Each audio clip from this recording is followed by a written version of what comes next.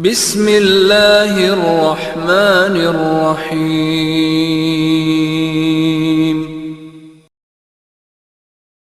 اعوذ باللہ من الشیطان الرجیم، بسم اللہ الرحمن الرحیم، الحمد للہ رب العالمین، صلی اللہ علی محمد وآلہ الطیبین الطاہرین المعصومین الذین اذہب اللہ عنہم الرجس وطہرہم تطہیرا۔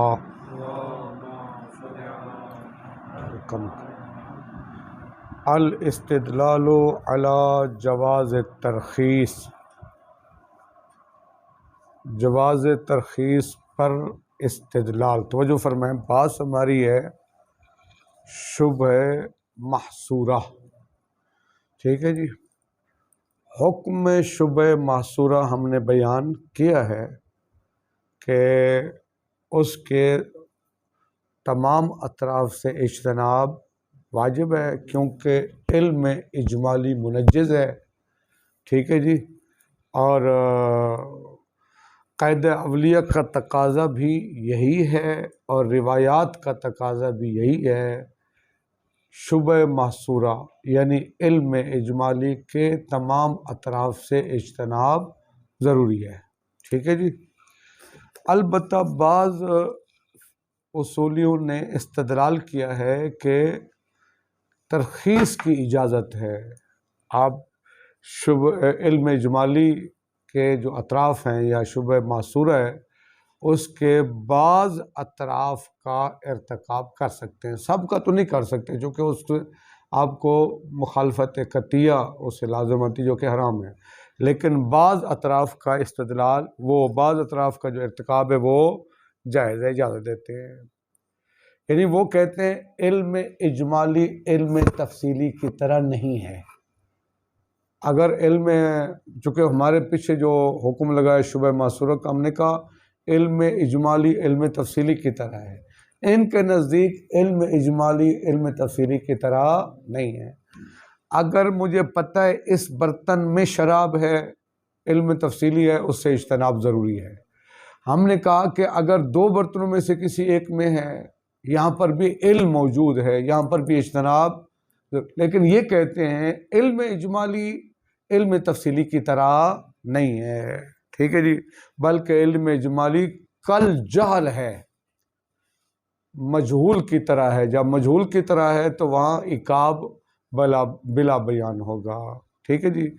دلیل کیا دیتے ہیں؟ وہ ایک روایت، جو مشہور روایت جس کا ایک دو درس پہلے تذکرہ ہوا ہے کہ کل شیء لک حلال حتی تعلم انہ حرام بعینہ، ٹھیک ہے جی۔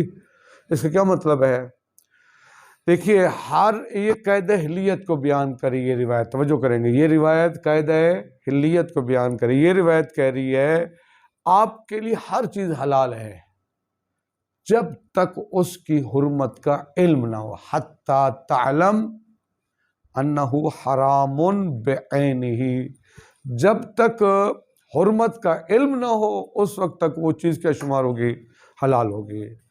حرمت کا علم ہوگا تو حلیت ختم، لیکن جہاں حرمت کا علم نہیں ہے، یعنی وہاں پر وہ چیز وہ حلال شمار ہوگی، کل شیء لک حلال اس کو شامل ہوگا۔ یعنی جو حلیت کا حکم ہے نا، اس حکم کو قید کون سی چیز لگاتی ہے؟ حرمت کا علم۔ بعین ہی ہمیں کسی شے کے نجس ہونے کا یا حرام ہونے کا یقین ہو جائے تو اس صورت میں ہے۔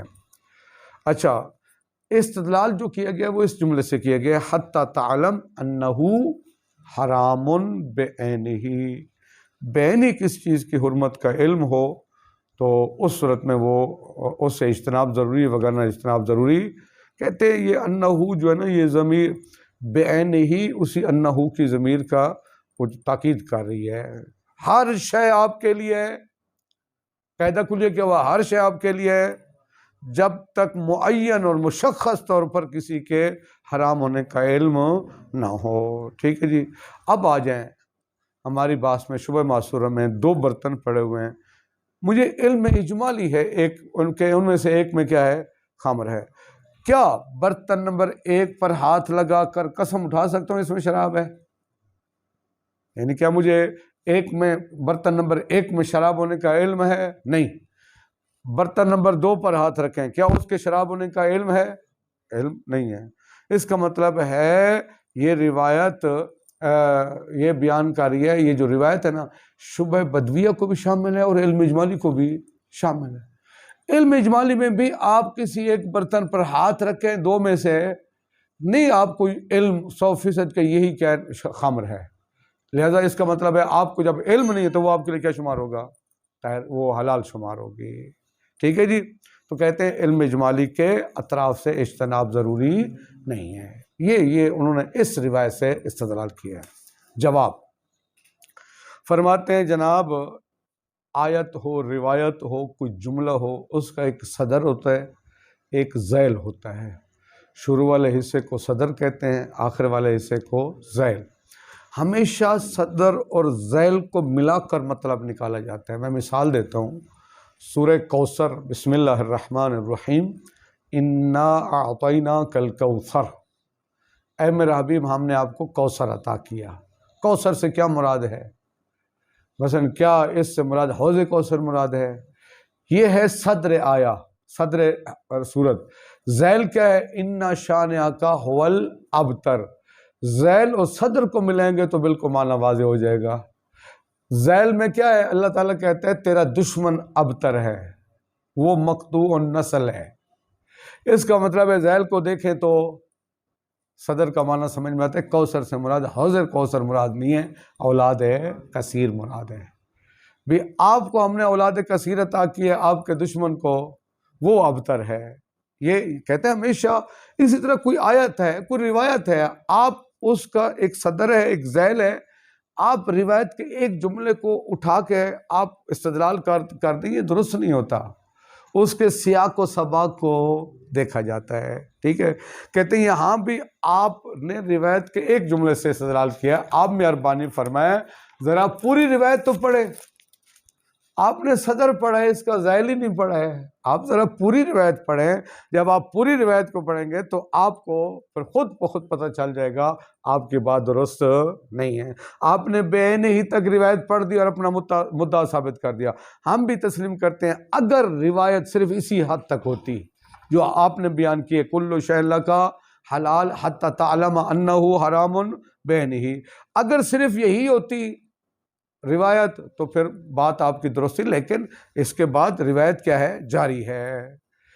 دیکھیے روایت کا یہ پہلا حصہ ہے، اس کے بعد معصوم نے اسی حدیث میں مثالیں دی ہیں، وہ جو فرمائیں گے جو اصل بات ہے۔ مثال دی ہے کہ آپ بازار جاتے ہیں اور لباس خرید کرتے ہیں، وہ لباس گھر لے آتے ہیں، لباس پہنتے ہیں اور اس کے ساتھ نماز پڑھ سکتے ہیں۔ یہ امام نے مثال دی ہے، نماز پڑھتے ہیں لیکن ممکن ہے کہ ہو سکتا ہے وہ لباس غصبی ہو، اس بندے نے وہ جس سے آپ نے خریدا ہے وہ اس کی حرام کمائی کا وہ غصبی ہو، احتمال ہے یا نہیں ہے؟ احتمال، ایک مثال۔ یا آپ بازار، پرانے زمانے میں غلام بکا کرتے تھے، آپ بازار جاتے ہیں غلام خرید کرتے ہیں تو ممکن ہے وہ واقع میں غلامی نہ ہو، ہے حر جس نے اپنے آپ کو غلام بنا کر پیش کیا ہے، یا ہو سکتا ہے کسی بندے نے ظلماً و جوراً ہے حر اس کو غلام بنا کے پیسے کمانے کے لیے آپ کو بھیج دیا ہے۔ احتمال ہے یا نہیں؟ جب آپ غلام خرید کر لے آتے ہیں یہ احتمال ہے یا نہیں ہے؟ احتمال ہے۔ یا آپ ایک عورت سے نکاح کرتے ہیں لیکن ممکن ہے بعد میں احتمال ہو کہ شاید یہ میری رضائی بہن ہو، احتمال ہے یا نہیں ہے؟ ٹھیک ہے جی، اچھا جی، تو امام نے یہ 3 مثالیں دی ہیں، اسی حدیث کا حصہ ہے بھائی، کل شیء لک حلال والی حدیث کا حصہ امام نے یہ کیا کی ہیں؟ مثالیں دی ہیں۔ پھر امام فرماتے ہیں اچھا ان میں مخالفت کا احتمال ہے یا نہیں ہے؟ ہے نا؟ ان موارد کو دیکھ کر مولا فرما رہے ہیں کل شیء لک حلال، مال اب لباس لے کے احتمال ہے غصبی کا، جب تک اس کے حرام ہونے کا علم نہیں آپ کے لیے جائز ہے۔ غلام سمجھ کے خرید رہے ہیں اور بیچنے والا مسلمان تھا، جب تک اس کے حرام ہونے کا یقین اصل کیا ہے؟ حلال ہے۔ آپ ایک عورت سے شادی کرتے ہیں، جب تک اس کا رضائی یا محرم ہونا ثابت نہ ہو آپ کے لیے حلال ہے۔ تو امام علیہ السلام نے یہ 3 مثالیں دی ہیں۔ تو کہتے ہیں امام اصل میں اس حدیث میں کہنا یہ چاہتے ہیں اگر آپ ان احتمالات کی پرواہ کریں نا، آپ کا زندگی کا نظام درم برم ہو جائے گا۔ آپ جو چیز کھانا چاہیں پتہ نہیں اس کا مالک راضی ہے یا نہیں ہے، پتہ نہیں یہ چیز جائز ہے یا نہیں ہے، اس کا کھانا حلال ہے یا نہیں ہے۔ تو یہ اگر آپ یہ ہر احتمال کی پرواہ کریں تو زندگی کا نظام کیا ہوگا؟ درم ہو جائے گا۔ تو اب کہتے ہیں اب یہ جو امام نے بعد میں مثالیں دی ہیں، توجہ کریں اصل نقطہ، امام نے جو مثالیں دی ہیں، مثالیں دیکھ کر کل شین لک حلال ان کا ترجمہ ہمیں سمجھ میں آئے گا۔ ان مثالوں سے پتہ چلتا ہے امام شبہ بدویہ کی بات کر رہے ہیں، شبہ معصورہ کی بات، شبہ علم تفصیلی کی بات نہیں کر رہے، بلکہ شبہ معصورہ وہ بھی جاؤ شک بدوی ہو جہاں پر، نہ کہ علم اجمالی ہو۔ انسان جب بازار سے لباس خرید کرتا ہے، احتمال ہے وہ چوری کا ہو، یہ بھی احتمال ہے کہ وہ چوری کا نہ ہو۔ اب علم اجمالی ہے نا، بھی ہو سکتا ہے یہ چوری کا، ہو سکتا ہے چوری کا نہ ہو، سمجھا کی بات؟ تو یعنی یہ ایک طرح کا شبہ بدویہ ہے، علم اجمالی، یعنی ہو سکتا ہے حرام ہو سکتا ہے حرام نہ ہو سکتا ہے چوری کا ہو، ہر طرف کی نسبت احترام ہے، وہ احتمال ہے، ایسے ہے کہ نہیں ہے؟ بس امام علیہ السلام نے جو مثالیں دی ہیں، ٹھیک ہے، اس امام کی مثالوں سے پتہ چلتا ہے وہ جو کلو شین، سنیں اصل پوائنٹ، امام نے جو مثالیں دی ہیں ان مثالوں سے پتہ چلتا ہے کہ کلو شین لکا حلال، وہ جو اطلاق ہے وہ اطلاق منصرف ہے ان موارد کی طرف، یعنی شبہ بدویہ کی طرف، نہ کہ علم اجمالی کی طرف۔ اگر امام نے مثالیں نہ دی ہوتی، ہم ہوتے، آپ ہوتے اور حدیث کا پہلا حصہ ہوتا، تو وہ علم اجمالی کو بھی شامل ہے۔ لیکن بعد میں کیا کیا امام نے اس کی مثالیں دی ہیں جناب۔ اگر صرف ہم اسی حصے کو رکھیں کل شیء لکا حلال حتی تعلم انہ بحرام بعینہ، یہ علم اجمالی کو بھی شامل ہے، شبہ بدویہ کو بھی شامل ہے۔ لیکن امام نے جو بعد میں مثالیں دی وہ کس کی دی ہیں؟ وہ شبہ بدویہ کی ساری مثالیں دی۔ اس کا مطلب ہے اس اطلاق سے رفع ید کر لیں گے ہم، اس اطلاق کی پرواہ، اس اطلاق کو آگے سے قید لگا دیں گے، اس سے منہ پھیر کہیں گے، ہم کہیں گے اس حدیث کل شیء لکا حلال سے مراد شبہات بدویہ ہیں۔ اور سب سے بڑی بات، اگر حدیث مطلق طور پر مراد ہوتی، چاہے علم اجمالی شبہ بدویہ، تو کم از کم مثالوں میں امام ایک تو علم اجمالی کی مثالیں دیتے، جتنے امام نے مثالیں دی ہیں وہ ساری کی ساری شبہ ہے۔ لہٰذا اطلاق منصرف ہے ان افراد کی طرف، وہ جو امام نے افراد پیش کیے وہ کون سے؟ سارے شبہ بدویہ کے ہیں۔ لہٰذا جناب آپ صدر کو بھی ملاحظہ کریں اور ذیل کو بھی ملاحظہ کریں، یکدم سے آپ فیصلہ نہ کریں۔ یہ ہے بات، دیکھیے ترجمہ دیکھیے، بات سمجھ آئی نہیں سمجھ آئی؟ نہیں آئی؟ سید ہاں جی فرماتے ہیں الاستدلال علی جواز ترخیص، جواز ترخیص شبہ معصورہ علم اجمالی میں بعض اطراف کے ارتکاب کی اجازت، اس پر استدلال۔ وربما یستدل علی جواز ترخیص ببعض الروایات، شبہ معصورہ میں بعض افراد کے ارتکاب پر وہ ترخیص کے جواز پر استدلال کیا گیا ہے چند روایات سے، منہا ان میں سے ایک مشہور روایت کل شیء لک حلال، کیا ہے؟ حتی تعلم انہ حرام بعینہ۔ وجہ الاستدلال، ایک منٹ،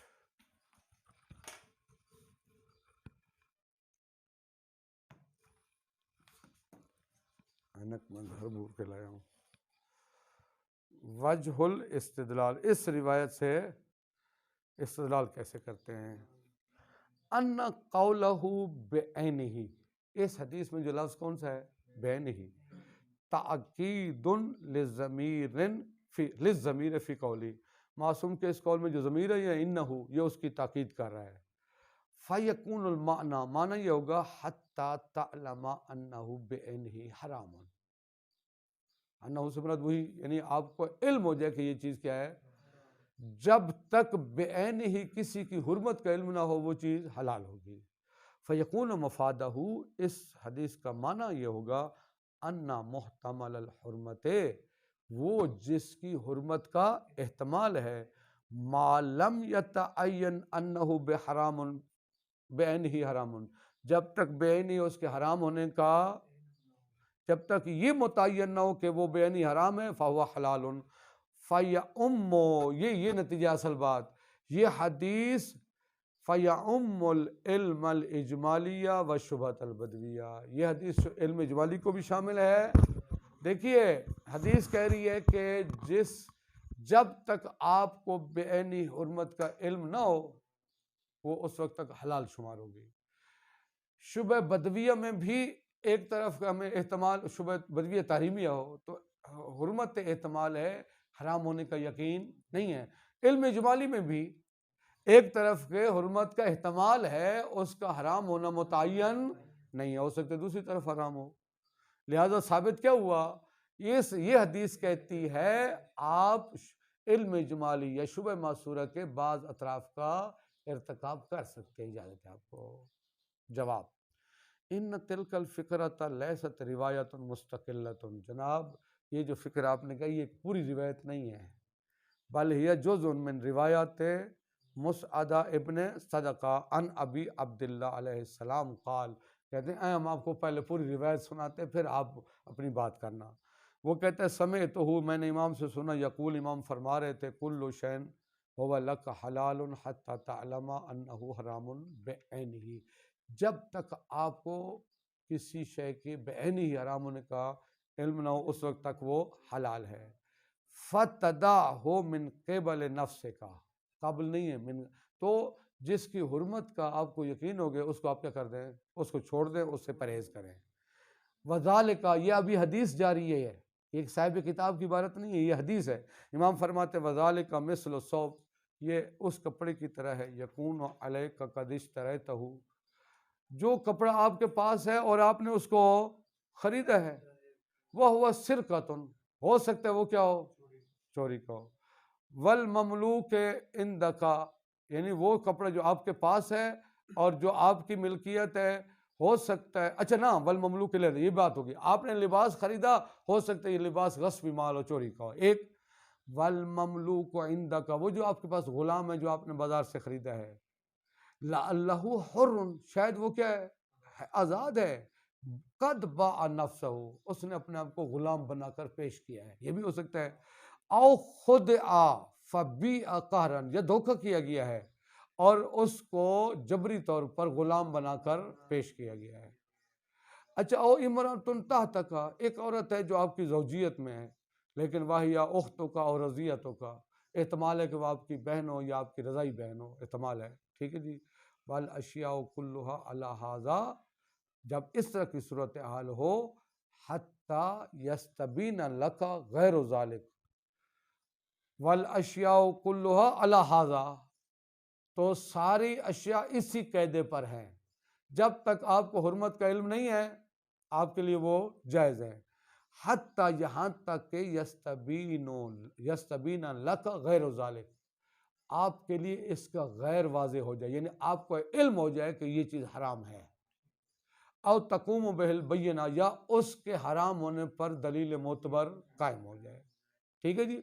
اچھا، ابھی استدلال شروع نہیں کیا، ابھی بتائیے جناب، جو آپ نے جملہ پیش کیا وہ حدیث کا ایک حصہ ہے، پوری حدیث یہ ہے، اب استدلال شروع کریں، وہ جواب دے رہے ہیں اس کا، کہتے ہیں والامثلۃ الواردۃ فی ذالک الحدیث کلھا من الشبہۃ البدویہ، اس حدیث کے جتنے موارد بھی پیش کیے گئے ہیں جو امام نے پیش کیے ہیں وہ سارے کے سارے شبہ بدویہ کے ہیں۔ وَهَذَا يُوجِبُ انصراف اطلاق الحدیث الی موارد الشبہۃ البدویہ، ہاں کا مرجع خود، تو یہ موجب بنتا ہے کہ اطلاق کے حدیث منصرف ہو جائے شبہ بدویہ کے موارد کی طرف، اگرچہ اطلاق کے حدیث شبہ بدویہ کے موارد کو بھی شامل ہے، علم اجمالی کے موارد کو بھی، لیکن بعد میں امام کا صرف شبہ بدویہ کی مثالیں دینا مطلب اطلاق منصرف ہے شبہ بدویہ کے موارد کی طرف۔ وعدم عمومیتہ لموارد العلم الاجمالی، اور بعد میں شبہ یعنی سارے مصادیق امام کا شبہ بدویہ کے بیان کرنا یہ دلالت کر رہا ہے کہ یہ اطلاق عام نہیں ہے، شامل نہیں ہے علم اجمالی کے موارد کو۔ وَلَوْ كَانَ الْحَدِيثُ عَامًا لِكُلِّ الْمَوْرِدَيْنِ، اگر اس حدیث کا اطلاق شامل ہوتا علم اجمالی کے موارد کو بھی اور شبہ بدویہ کے موارد کو بھی، یعنی اگر علم دونوں کو شامل ہوتا لَكَانَ لَهُ الْإِتْيَانُ بِمِثَالٍ لِصُورَةِ الْعِلْمِ الْإِجْمَالِي، تو کم از کم امام علم اجمالی کی ایک مثال تو دیتے نا۔ اگر دونوں کو شامل ہوتا، ٹھیک ہے، یہ اطلاق دونوں کو شامل ہوتا تو امام کو چاہیے تھا دونوں کی مثالیں دیتے ہیں۔ امام نے مثالیں کس کی دی ہیں؟ اس کا مطلب ہے، اور پھر مثالیں ساری مثالیں موارد کس کے بھی؟ شبہ بدویہ کے۔ اطلاق منصرف ہو جائے گا ان افراد کی طرف، ٹھیک ہے۔ انصراف کا مطلب یہ ہے، مثلا آپ طالب علم کہتے ہیں، طالب علم اور محمد کے طالب علم جو سب سے زیادہ لائق ہوتے ہیں وہ سب سے پہلے ذہن میں آتے ہیں، تو جو مورد نظر افراد ہیں وہ امام کی نگاہ میں وہی شبہ بدویہ والے ہیں۔ لہٰذا حدیث بیان کریے شبہ بدویہ کے موارد کو، آپ استدلال کر رہے ہیں کہ جواز ارتکاب وہ بھی علم اجمالی کے موارد میں، یہ درست نہیں ہے، ٹھیک ہے جی۔ اس کے بعد ہے الشبہۃ غیر المحصورہ، شبہ غیر محصورہ۔ توجہ فرمائیں، کتاب بند کر دیں۔ اب تک بات تھی کس کی؟ شبہ محصورہ کی۔ شبہ تحریمیہ، وہ بھی شبہ تحریمیہ موضوعیہ محصورہ، اب تک اس کی بات ختم ہو گئی۔ اب بات کریں کس کی؟ شبہ موضوعیہ تحریمیہ غیر محصورہ، ٹھیک ہے جی۔ اچھا جی، فرماتے ہیں شبہ محصورہ میں ہم بتا چکے ہیں کیا؟ تمام اطراف سے اجتناب واجب ہے، یعنی احتیاط واجب ہے، ٹھیک ہے جی۔ یعنی وہ وہاں پر مخالفت احتمالیہ بھی جائز نہیں ہے، یہی ثابت کیا ہے کہ مخالفت احتمالیہ بھی جائز نہیں ہے، یعنی اجتناب والی روایت کا اطلاق علم تفسیری کے موارد کو بھی شامل ہے، علم اجمالی کے موارد کو بھی شامل ہے۔ اب بات کریں شبہ غیر محصورہ کی، توجہ فرمائیں، چند نکات بہت اہم ہیں۔ سب سے پہلا ہے تعریف۔ شبہ غیر محصورہ کسے کہتے ہیں؟ بہت اہم نکتہ ہے، یعنی اس شبہ کے اطراف اتنے زیادہ ہوں، توجہ فرمائیں، تعریف اس علم اجمالی کے یا اس شبہ کے اطراف اتنے زیادہ ہوں کہ ہر ایک میں حرمت کا جو احتمال ہے وہ اتنا ضعیف ہو کہ عقلاء اس کی پرواہ نہ کرتے ہوں۔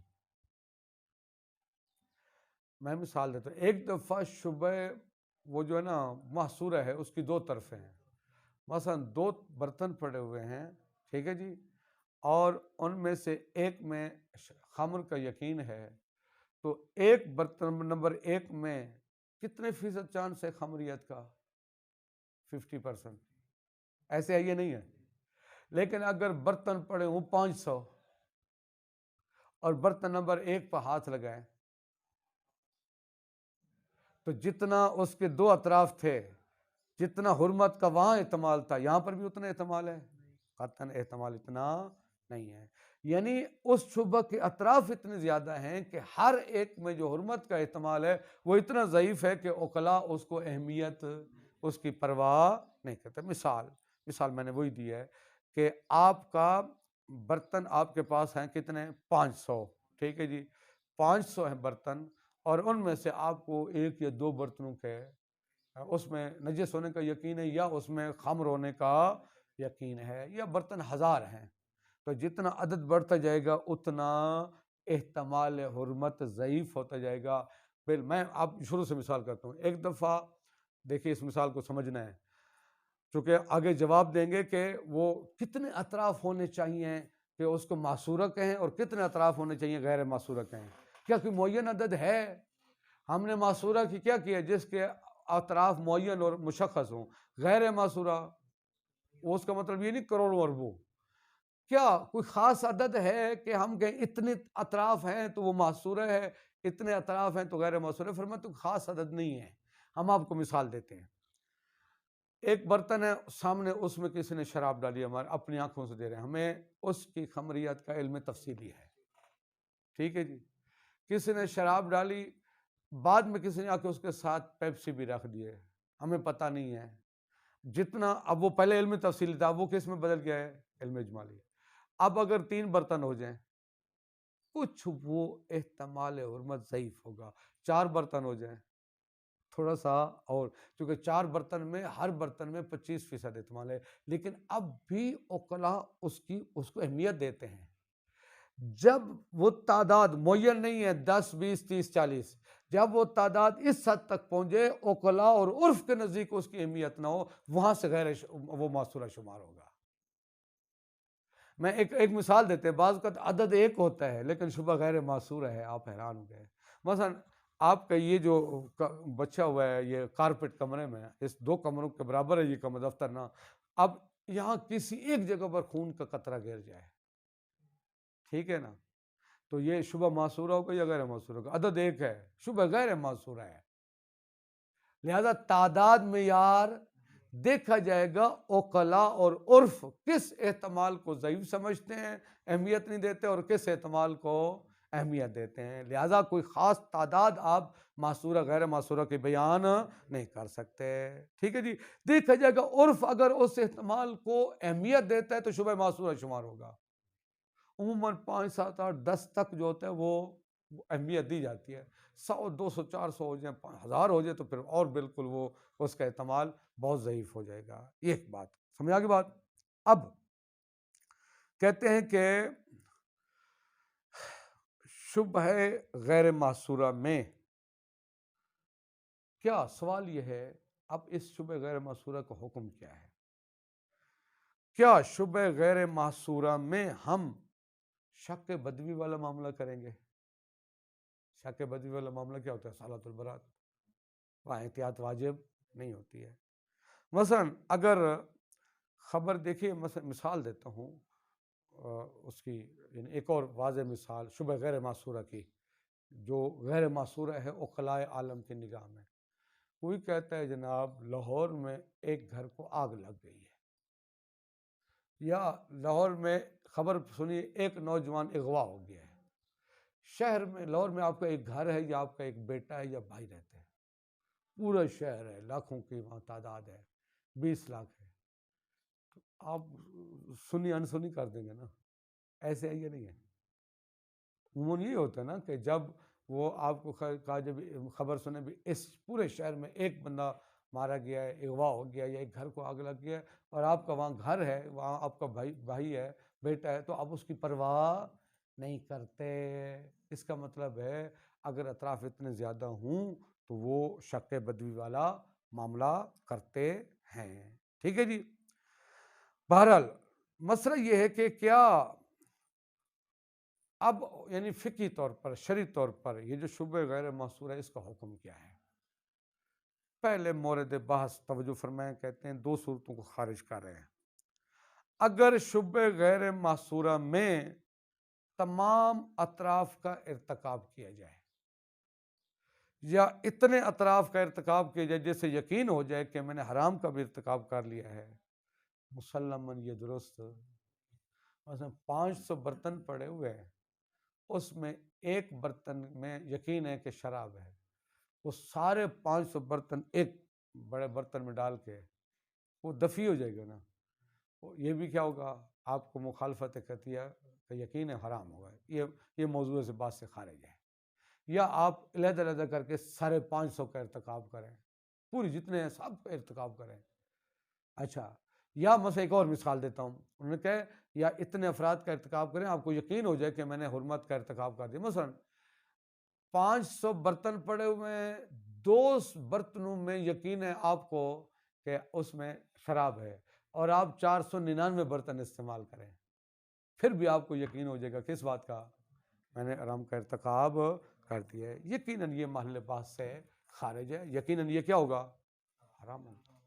اچھا، ایک اور صورت جس کو محل بحث سے خارج توجہ فرماتے ہیں. بعض اوقات کہتے ہیں کہ شبہ غیر معصورہ کے بعض اطراف ایسے ہیں ہمیں خارج سے علم ہے کہ مولا کسی بھی صورت میں ان کے ارتکاب پر راضی نہیں ہے، حرمت کے ارتکاب پر کسی بھی صورت میں راضی نہیں ہے. ٹھیک ہے جی.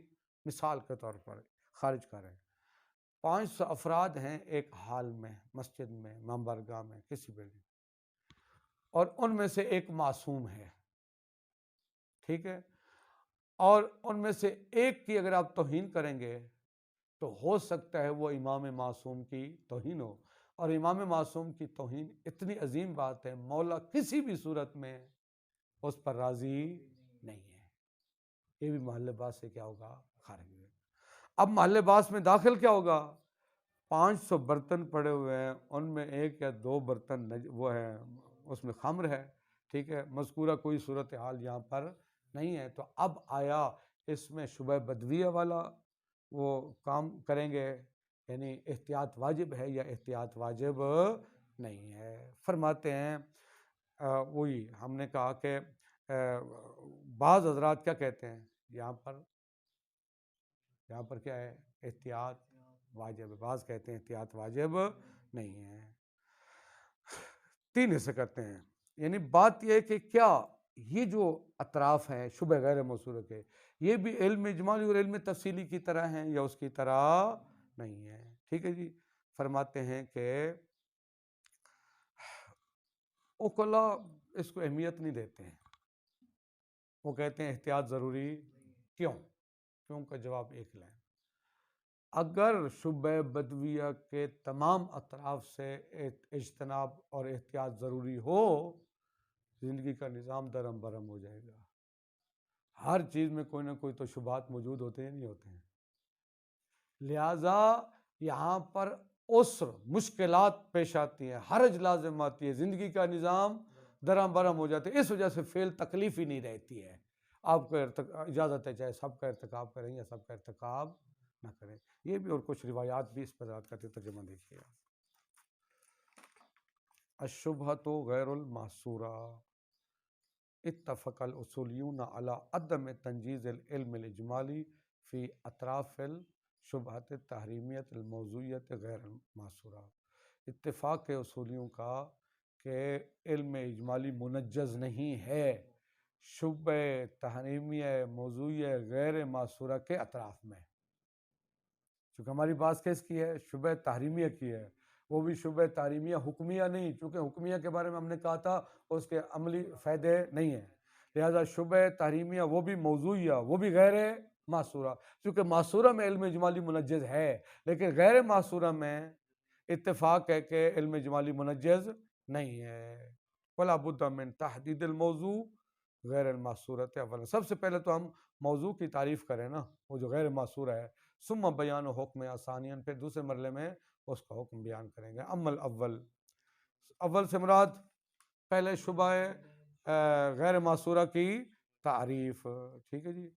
فرماتے ہیں عمل اول فبیانہ انہ ربما تبلغ اطراف شبہۃ الی حد، بعض اوقات شبہ کے اطراف اس حد تک ہوتے ہیں یوجب ضعف احتمال کون الحرام، جو حرام کے احتمال کو ضعیف کر دیتا ہے، فی طرف خاص، کسی ایک خاص طرف میں، بحیث اتنا ضعیف کر دیتا ہے لا یعتنی بہ العقلاء، عقلاء اس کی پرواہ.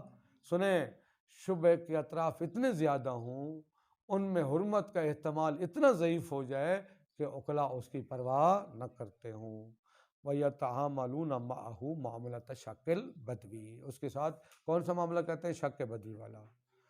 فَلَوْ أُخْبِرَ أَحَدٌ بِاحْتِرَاقِ بَيْتٍ فِي بَلَدٍ، اگر کسی کو خبر دی جائے کہ ایک گھر جل گیا ایک شہر میں، اور اغتیال انسان فیہ، یا ایک انسان اغوا ہو گیا ہے، وَلِلسَّامِ فِيهِ بَيْتٌ وَوَلَدٌ، اور اس شہر میں اس سامع کا ایک گھر ہو یا بیٹا ہو، لا یعتد بذلک الخبر، تو وہ اس خبر کی پرواہ نہیں کرتا.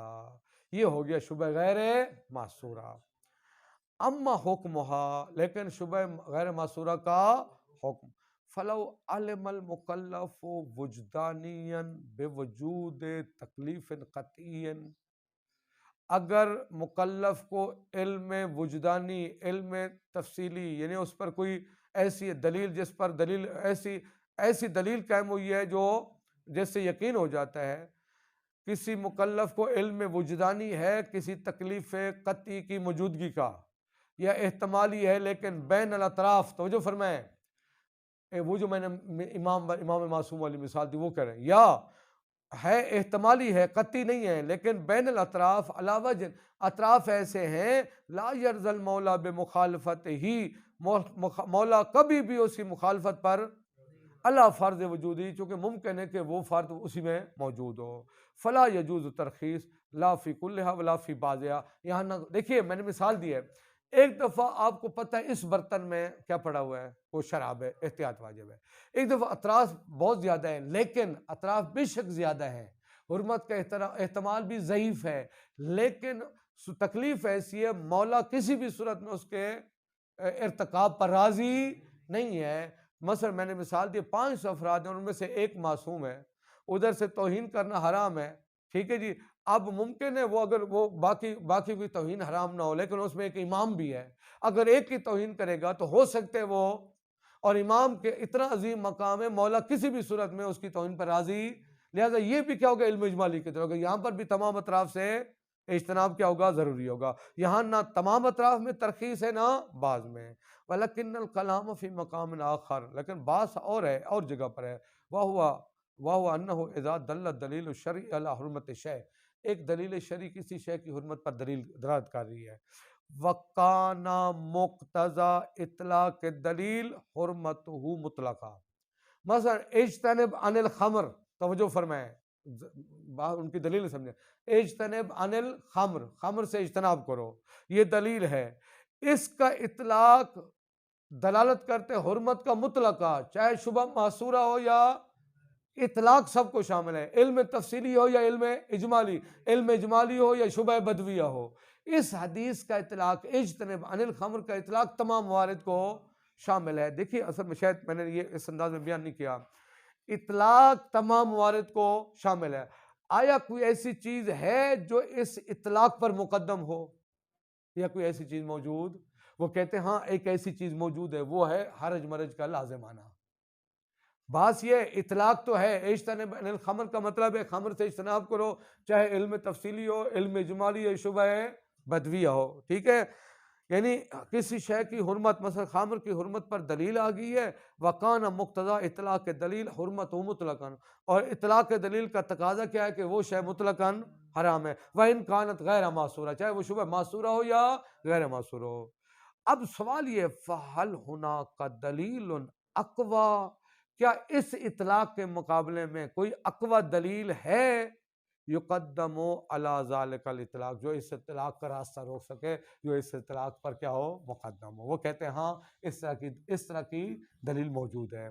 وَقَدِ اسْتَدَلَّ الْقَوْمُ عَلَى وُجُودِ دَلِيلٍ، ایک قوم فقہا فصولیوں کے انہوں نے ایک ایسی دلیل کی موجودگی پر استدلال کیا ہے، یقدم علی الاطلاق، جس کو اطلاق پر کیا کرتے ہیں مقدم کرتے ہیں، بے وجوہ، انہوں نے استدلال کیا ہے وہ دلیل جو مقدم ہے اطلاق پر اس کی موجودگی پر بے وجوہ، چند وجوہ سے، نذکر بعض، ان میں سے ہم بعض کو ذکر کرتے ہیں۔ سمجھ آگے بات؟ یعنی اصل بات یہ ہوئی کہ اجتنب عن الخمر کا اطلاق علم تفصیلی کو بھی شامل ہے، علم اجمالی یعنی شبہ معصوروں کو بھی شامل ہے، اور غیر معصوروں کو بھی، وہ کہتے چاہے احتمالی حرمت ہو یا حرمت یقینی ہو، لیکن آیا اس اطلاق کے مقابلے میں کوئی دلیل ہے جو اس میں مقدم ہو سکے؟ کہتے ہیں وہ لوگ کہتے ہیں دلیل ہے، وہ دلیل نمبر ایک، الموافقۃ القطعیہ فی شبہۃ غیر المعصورہ امر موجب للعسر والحرج، بس ختم ہو گئی، اتنی دلیل ہے، آگے نتیجہ ہوگا۔ موافقت قطعیہ کا کیا مطلب ہے؟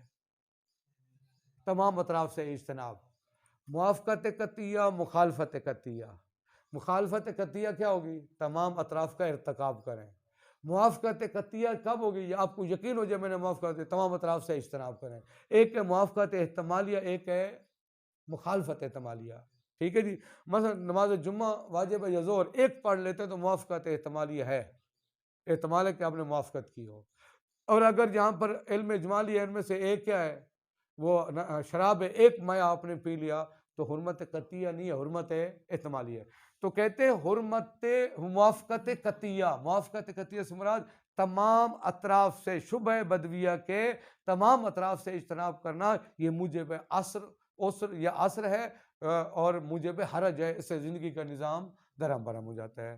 ان الموافقۃ القطعیۃ فی شبہۃ غیر المعصورہ، شبہ غیر معصوروں میں جو موافقت قطعیہ ہے، موافقت قطعیہ سے مراد احتیاط، موافقت قطعیہ سے مراد تمام اطراف سے اجتناب۔ یہ امر ایسا امر ہے، امر ان کی خبر ہے، ان الموافقت القطعیۃ امر، موافقت قطعیہ شبہ غیر معصور میں ایسا امر ہے موجب للعسر والحرج، ٹھیک ہے جی۔ جبکہ اللہ تعالیٰ کیا کہتا ہے، یرید بکم اليسر لا یرید بکم العسر، اللہ تعالیٰ تمہارے بارے میں آسانی چاہتا ہے، مشکلات نہیں چاہتا۔ وَمَعَهُ، اب جب شبہ غیر موصورہ کے تمام اطراف سے اجتناب موجب عسر اور حرج ہے، تو وہ جو تکلیف ہے وہ تکلیف پھیلی نہیں رہی ہے، یہ وجہ آ کر اس کو اس اطلاق کا راستہ روک دیتی ہے۔ فیجوز ارتکاب الاطراف جمیعہ و بعض، البتہ انہوں نے کہا تمام اطراف یا بعض کا ارتکاب جائز ہے، اگر تمام کا اطراف کا ارتکاب کریں گے تو حرمت مخالفت قطعی نہیں ہو جائے گی، یہ انشاءاللہ تفصیلی کتاب میں آپ پڑھیں گے۔ تو یہ پہلی دلیل ہوگی، ٹھیک ہوگی۔ الثانی، دوسری دلیل، الروایات الواردۃ حول الجبن، جبن کا اصل لغوی معنی ہے وہ جو پنیر ایرانی استعمال کرتے ہیں ناشتے میں، جو دودھ اور دہی کی بنتی ہے، کھٹی ہوتی ہے، ٹھیک ہے، سفید دہی جب ایسے ہو جائے، پختہ ہو جائے، اب اس کے اپنے مراحل بنے، اس سے متعلق وہ سوالات کیے ہیں، کیسے بنتی ہے، کہ وہ حلال ہے، یہ اس ضمن میں کچھ روایات ہیں، ٹھیک ہے جی۔ الروایات الواردہ حول الجبن وغیرہ، اور اس جبن کے علاوہ بھی کچھ اور روایات ہیں جن کو ان سے تعلق نہیں ہے، لیکن یہ روایت ایسی ہے المحمولۃ علی الشبہۃ غیر المعصورہ، جن کا حمل کرتے ہیں ہم کس پر، شبہ غیر معصورہ پر۔ اچھا، یہ ساری روایات جو جبن یا غیر جبن سے متعلق ہیں، جن کا حمل کیا گیا ہے شبہ غیر معصورہ پر، یہ ساری روایات الدالۃ علی عدم وجوب الاجتناب، وہ دلالت کرتی ہیں کہ تمام اطراف سے اجتناب واجب نہیں ہے، تمام اطراف سے اجتناب واجب، کس کی بات کریں، شبہ غیر معصورہ کی۔ منہا، ان میں سے ایک روایت ہے، روا اسحاق بن عمار عن الرجل، اس نے کسی مرد کے بارے میں روایت کی ہے، یشتری من العامل وہو یظلم، کسی دکاندار ظالم سے، یعنی عامل کام کرنے والا ہے، معاملہ کرنے والا ہے، لیکن وہو یظلم، وہ ہے ظالم۔ اب یہ بندہ اس سے کوئی چیز کیا کرتا ہے، خریدتا ہے اور اس کے ساتھ معاملہ کرتا ہے، سمجھ آئی بات؟ اس کے بارے میں امام سے پوچھا، امام نے فرمایا یشتری منہ، وہ اس سے خرید سکتا ہے، معاملہ کر سکتا ہے، ما لم یعلم انہ ظلم فی احدا، یا ما انہ ظلم فی احدا، جب تک بہ نہیں پتہ نہ ہو کہ یہ جو میرے ساتھ معاملہ کرے یہ کسی غیر پر ظلم ہے۔ اچھا، ما رواہ عبد الرحمن بن ابی عبداللہ قال سالت عن الرجل، میں نے ایک مرد کے بارے میں سوال کیا، ایشتری من العامل وہو یظلم، کیا ہم ایسے عامل سے کوئی خرید کر سکتے ہیں، خرید و فروخت کر سکتے ہیں جو ظالم ہو؟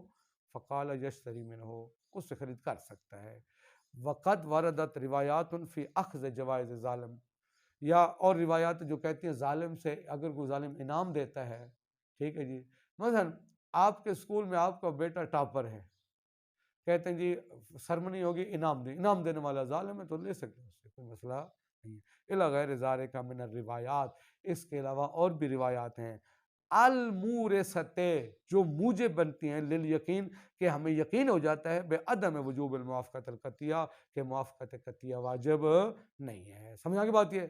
اگر ایک آخری تنبیہ اور تتمہ ہے، توجہ فرمائیں، ایک دفعہ 500 افراد ہیں شبہ وہ اس کے بدویہ کے، وہ جو شبہ غیر معصورہ کے اطراف کتنے ہیں، 500، ان میں سے ایک فرد کے بارے میں یقین ہے کہ وہ کیا ہے، وہ شراب ہے، تو ایک کا 500 کی نسبت احتمال 1/500 ہوگا۔ اگر 500 میں سے 50 افراد ہوں، 500 میں سے 50 افراد کے بارے میں مجھے یقین ہے کہ اس میں 500 میں سے برتنوں میں سے 50 برتن میں وہ شراب ہے، تو جو ایک کی پھر وہ 10 سے نسبت ہوگی، 50 کی 500 سے نسبت بھی وہی ہوگی۔ اگر 10 برتنوں میں سے ایک کے میں شراب ہو تو وہ شبہ معصورہ ہے، یا مثلا چلے واضح مثال 1000 برتن ہیں، 1000 برتن ہیں، ان میں سے 100 کے بارے میں مجھے یقین ہے کہ اس میں شراب پڑی ہے، باقی 900 مشکوک ہیں، تو 100 کی 1000 کی طرف وہی نسبت ہے جو 1 کی 10 کی طرف. یہ پھر یہ شبہ غیر معصورہ نہیں رہے گا, شبہ معصورہ بن جائے گا. یہ علم اجمالی یہاں منجز ہوگا. سمجھا کی بات؟ یہ اس طرح کا نقطہ بیان کریں. فرماتے ہیں کہ تنبیہن اذا کان المردد فی الشبہۃ غیر المعصورہ افرادا کثیرتا, اگر شبہ غیر معصورہ کے جو مشکوک افراد ہیں وہ بہت زیادہ ہوں, ٹھیک, نسبت و مجموعہا, وہ جو مردد اور مشکوک ہیں ان کے مجموعے کی نسبت الی المشتبہات, مشتبہات کی طرف کا نسبت شیء الی امور المعصورہ, یہ ایسے جب ایک شے کی نسبت ہے امور معصورہ کی طرف. مثلا کما اذا علم بوجود 100 شاۃ محرمۃ فی ضمن 1000 شاۃ, 1000 بکریوں کے ضمن میں 100 کے بارے میں یقین ہے یہ حرام ہے. اب تو 100 کا 1000 کی طرف جو نسبت ہے وہ کیا ہے؟ جو 1 کی 10 کی طرف نسبت ہے. تو 1 کی 10 کی طرف نسبت شبہ معصور ہے, تو 100 کی 1000 کی طرف نسبت بھی شبہ معصور ہوگی. حالانکہ وہاں اطراف شبہ 1000 ہیں لیکن وہ مردد اطراف بھی اتنے زیادہ ہیں کہ شبہ معصورہ بن گیا ہے. فإن نسبت 100 إلى 1000 نسبت الواحد إلى العشرة, 100 کی 1000 کی طرف وہی نسبت ہے جو 1 کی 10 کی طرف ہے. وَهَذَا مَا يُسَمَّى بِالشُّبْهَةِ الْكَثِيرِ فِي الْكَثِيرِ, لہذا اگر پیپر میں آ جائے شبہۃ الکثیر فی الکثیر کسے کہتے ہیں تو آپ نے یہی بتانا ہے کہ شبہ کے اطراف غیر معصورہ ہیں لیکن جو مشکوک افراد ہیں وہ بھی بہت زیادہ ہوں, وہ بھی کثیر ہوں. فالعلم الاجمالی ہونا منجز, یہاں علم اجمالی منجز ہے. والعقلاء یتعاملون معه معاملۃ شبہۃ المعصورہ, عقلاء اس کے ساتھ شبہ معصورہ والا معاملہ کرتے ہیں. ولا يؤد احتمال الحرمت فی کل ظرف احتمالا ضئیلا, وہ جو ہر ظرف ہر طرف میں جو حرمت کا احتمال ہے پھر وہ ضعیف نہیں ہے بلکہ ایسا احتمال ہے جس کو عقلاء پرواہ کرتے ہیں. المقام الثانی انشاءاللہ تعالی.